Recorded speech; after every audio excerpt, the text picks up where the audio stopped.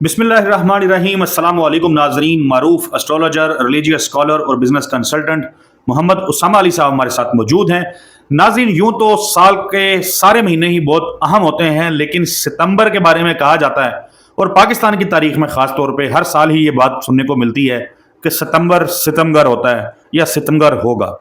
इस साल का सितंबर जो है उसके हवाले से भी उसामा साहब की तरफ से शुनीद यही है कि सितंबर जो है वो सितमगर होगा। खास तौर पे 7 सितंबर के हवाले से मुख्तलफ पेराई के अंदर उसामा साहब जो हैं वो बड़े अरसे से हमें कॉन्शियस करते आ रहे हैं कि बहुत अहम दिन है। इसके बाद बहुत सारी तब्दीलियां जो हैं वो रूनुमा होंगी। इमरान खान की बात कर लें, पाकिस्तान की बात कर लें या खित्ते की बात कर लें, तो सितंबर और फिर 7 सितंबर बहुत अहम बताया जाता है। 7 सितंबर इसलिए भी कि चांद गिरन जो है वो ज़ाहिर है उसका सामना होगा पूरी दुनिया को। तो उसामा साहब से आज ज़रा तफसील के साथ जानेंगे मुख्तलफ महाजों पे चीदा चीदा कौन से ऐसे मामलात हैं जो सितंबर को सितमगर बनाएंगे, कौन कौन सी बड़ी चीज़ें हैं जो हमें दुनिया में देखने को मिलेंगी, क्यों 7 सितंबर का दिन बहुत ज़्यादा अहम है, चांद गिरन आपकी और हमारी ज़िंदगियों में क्या करने वाला है। उसामा साहब सर, बहुत शुक्रिया आपके कीमती वक्त के लिए। बता दें कि क्यों 7 सितंबर सितमगर होगा। जी बहुत शुक्रिया। बिस्मिल्लाहिर्रहमानिर्रहीम, अल्हम्दुलिल्लाहि रब्बिल आलमीन, अल्लाहुम्मा सल्लि अला मुहम्मद व आले मुहम्मद। देखिए, वैसे तो चांद गिरन अल्लाह ताला की तरफ से एक जैसे निशानी के तौर पे आप लोगों के लिए, पूरी दुनिया के इंसानों के लिए, बनी नौ इंसानों के लिए जब भी वकूफ़ पज़ीर होता है, और इसको एक जैसे कहते हैं ना कि कुदरत की तरफ से आप लोगों के लिए कोई अच्छी ख़बर के तौर पे इसको नहीं देखा जाता, इसीलिए इस पे नमाज आयात पढ़ने की, नमाज खसूफ पढ़ने का हुक्म है। बल्कि ये हुक्म है कि बहुत तेज़ी से मुसल्लों की तरफ भागो और अपने खुदा के हजूर पेश हो जाओ इस निशानी को देखने के बाद। ये अल्लाह ताला की आयात जैसे निशानियाँ, और इसमें इसीलिए नमाज आयात पढ़ने का भी हुक्म है। ये सितंबर वाला जो चांद गिरन है, इसकी अहमियत इसलिए थोड़ी सी ज़्यादा हो रही है क्योंकि ये जिस साइन में लगने जा रहा है वो ह्यूमैनिटेरियन साइन है, एक्वेरियस।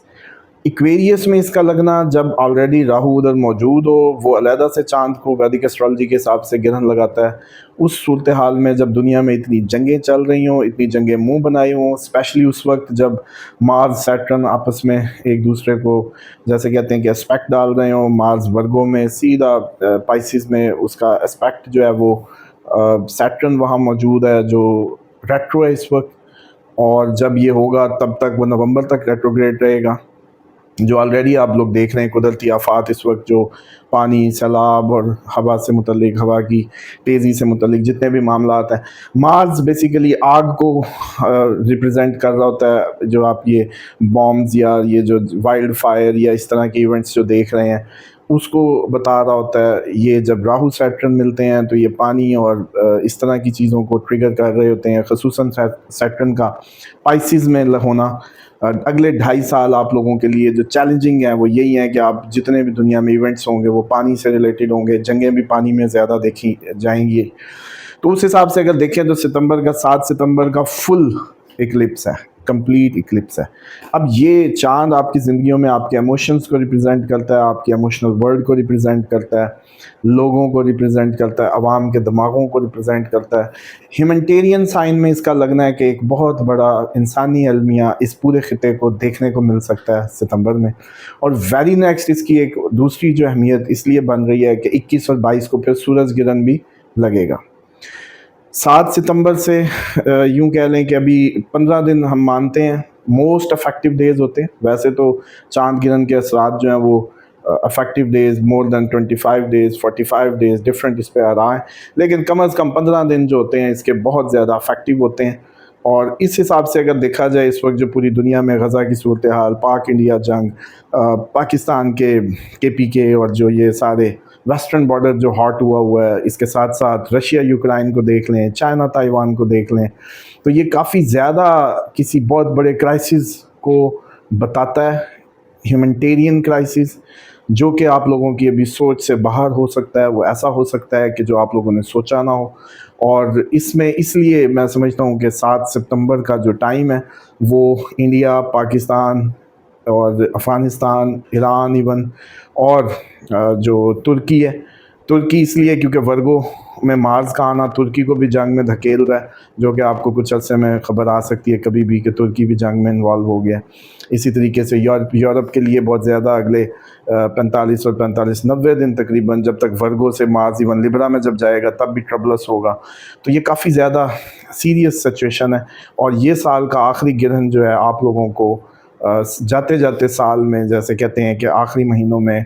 کوئی بہت بڑے ایونٹس دیکھنے کو مل سکتے ہیں، جنگوں کو لے کے، عوامی احتجاجوں کو لے کے، انریسٹ کو لے کے، پبلک انریسٹ کو لے کے۔ تو یہ صورتحال ہے جس وجہ سے ہم اس کو بہت زیادہ سویر محسوس کر رہے ہیں 7 ستمبر کے جو چاند گرہن کو۔ سر ایک تو آپ نے اوور آل ظاہر ہے ایک آپ نے بتایا، خاص طور پہ اگر ہم بات کریں پاکستان اور انڈیا کے تناظر میں، تو بھارت کا جو سربراہ ہے فوج کا، اس نے 2 روز قبل یہ کہا کہ کسی بھی وقت نئی جنگ چھڑ سکتی ہے، اور پھر اس نے کچھ اس طرح کی بات کی ہے کہ کوئی جنگ میں فتح اس وقت تک مانی نہیں جاتی جب تک کوئی قبضہ نہ کیا جائے کسی جگہ پہ، ٹیریٹری نہ ہو، یعنی اس کا گفتگو کا مفہوم یہ ہے۔ دوسری جانب فیلڈ مارشل سید عاصم منیر امریکہ کے دورے پہ تھے، بڑا کامیاب دورہ رہا، انہوں نے بھی وہاں پہ اس تناظر میں، بھارت کے تناظر میں ظاہر گفتگو کی ہے۔ ایک تو انہوں نے گفتگو کی ہے، لیکن ایک مدعا ہے جو بھارت خود سے بنائی جا رہا ہے، اور یہ الزام عائد کر رہا ہے کہ جی عاصم منیر صاحب جو ہیں انہوں نے امریکن سوائل پہ کھڑے ہو کے کہا ہے کہ نیوکلر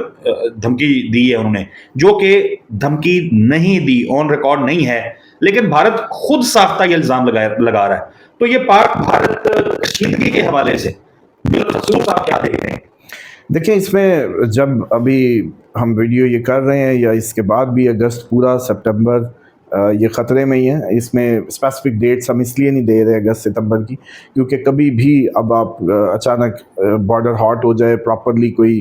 بہت بڑا حملہ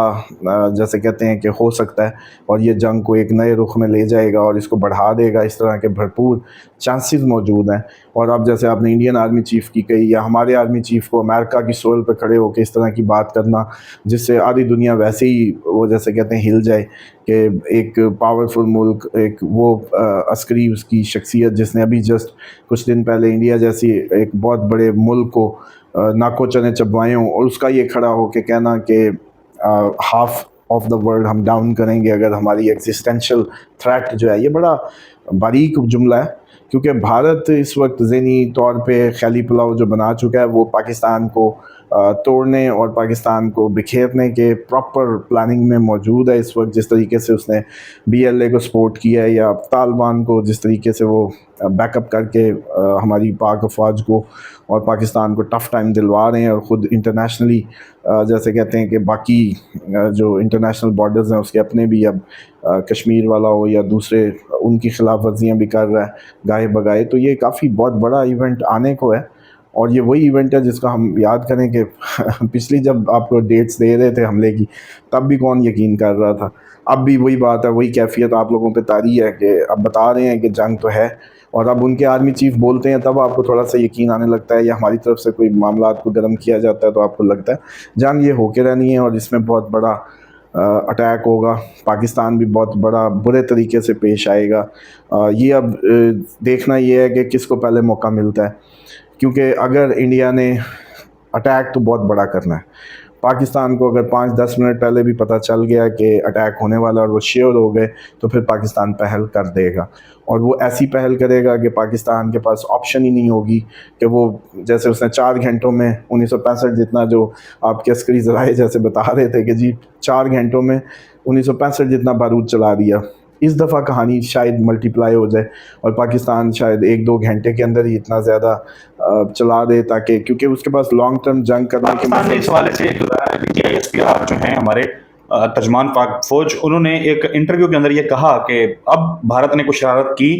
تو بھارت کو مشرق کی طرف سے جواب ملے گا، یعنی بھارت کے وہ علاقے جو پاکستان سے ہزاروں کلومیٹر دور ہیں، بنگلہ دیش والی سائڈ کہہ لیں، چنائی اور اس قسم کے جو بڑے شہر ہیں، غالباً اسی طرف ان کا اشارہ تھا کہ مشرق، بھارت کو بھارت کے مشرق سے جواب ملے گا، تو یعنی وہاں پہ بھی ہم، وہاں تک یعنی ہماری پہنچ ہے۔ وہ دیکھیں اس میں جیسے چائنا اور پاکستان کی قربت بڑی اس جنگ کو لے کے، اور بی ایل اے جس طریقے سے چائنا کو دھکیلنے کی باتیں کرتی ہے، یہ تو مہربانی ہے ان کی کہ وہ پاکستان کے لیے آسانی کر رہے ہیں کہ انڈین ایجنڈے پہ وہ چائنا کو بھی مخاطب کرتے ہیں بی ایل اے والے، اور اس کی وجہ سے چائنا کے جو بڑی بیڑے ہیں وہ بھی پیچھے آ کے اس سائٹ پہ انڈیا بہت زیادہ ان سے تنگ ہے اس وقت. اور بنگلہ دیش میں بھی جو رجیم چینج ہوا وہ بھی پاکستان کی فیور میں چلا گیا. میانمار کی کنڈیشنز بھی کوئی اتنی اچھی نہیں ہیں. اسی طریقے سے جو وہ چائنا کے کلیمنٹ ایریاز ہیں جس کو وہ اپنا حصہ قرار دیتا ہے، وہاں بھی انریسٹ ہے. تو یہ اوور آل یہ جیسے کو تیسا کرنے والی بات ہوگی، جس طریقے سے یہ ہمارے لیے طالبان اور بی ایل اے کے ایشوز کو ہوا دے کے درد سر بنا رہے ہیں، ایگزیکٹلی انڈیا کو بھی وہی فیس کرنا ہے. اور جس طریقے سے آپ کو یاد ہوگا ہم نے ایک ڈیٹیلڈ ویڈیو میں بتایا تھا کہ کرفیو لگیں گے. اب آپ کے کرفیو لگ رہے ہیں، انڈیا میں بھی کرفیو لگ رہے ہیں. اور اسی طریقے سے اپوزیشن، میں نے کہا تھا کہ اپوزیشن پہ تھریش ہولڈ گرے گا دونوں کنٹریز میں. تو آپ اپنی اپوزیشن کی بھی حالت دیکھ لیں، اور ادھر بھی اب یہ جو گاندھی فیملی کی گرفتاریاں اور سارے معاملات، تو یہ چیزیں ایگزیکٹلی سیم کاپی چل رہی ہے. بس اس میں غلط بات یہ ہے کہ جب وہاں کے لوگ بات کرتے ہیں تو صرف پاکستان کے ٹکڑے کرانے یا کرنے کی بات کرتے ہیں یا بھوشوانیاں کرتے ہیں، لیکن وہ انڈیا کو اگنور کر دیتے ہیں کہ جبکہ انڈیا وزن میں ہم سے زیادہ ہے. جو ایتھنک ڈویژنز ہیں وہ بہت زیادہ ہیں، ریلیجیس ڈویژنز بہت زیادہ ہیں، اور وہ زیادہ کہہ لیں خطرے میں ہیں ایز کمپیئر ٹو پاکستان. اور یہ آپ آنے والے وقت میں ایک بہت بڑی، جیسے اس خطے میں انریسٹ جو شروع ہونے جا رہا ہے، آہستہ آہستہ ہم اس کی طرف بڑھ رہے ہیں، تو یہ آپ لوگ دیکھیں گے. اگست ستمبر بہت اہم ہے، اس لیے کہ ستمبر کے اندر جو ہم نے جیسے چاند گرہن اور ان سب کی باتیں کی، تو وہ شاید عوام کی حالت کو بتاتے ہیں کہ عوام کے لیے بہت ٹربلس ٹائم ہو جائے گا اس جنگ کے نتیجے میں. اور 6 سپٹمبر بھی بڑی اہم ہے. آپ لوگوں کی ماضی کی جنگ 6 سپٹمبر کو ہوئی ہے، اور ابھی بھی آپ اگر تاریخیں چلیں کامن، اگر میں اس پہ کوئی لوگ اگر تجزیہ کرنا چاہیں ان کے لیے عرض کر دوں کہ آپ کی کارگل مئی میں ہوئی تھی، ابھی بھی اٹیک آپ پہ مئی میں ہوا. آپ کی اسی طریقے سے جو یہ جنگ ہے، اس کی جو آنے والی جنگ ہے ستمبر اس لیے اہم ہو سکتا ہے. رائٹ. اور اگست کی وہ ڈیٹس وہ بھی ہیں جو آگے پھر دسمبر کی بات کریں تو یہ جو 71 کی جو کہانی تھی وہ بھی ادھر تھی، اور 71 میں جو سورج چاند گرہن تھا وہ بھی ایکویریس میں لگا تھا. تو ان ساری چیزوں کو اگر کوریلیٹ کریں تو اتنا سوکھا نہیں گزرنا ستمبر جو ہے، اتنا سوکھا نہیں ہے جتنا ایزی آپ لوگ یا ہم لوگ اس کو لے رہے ہیں.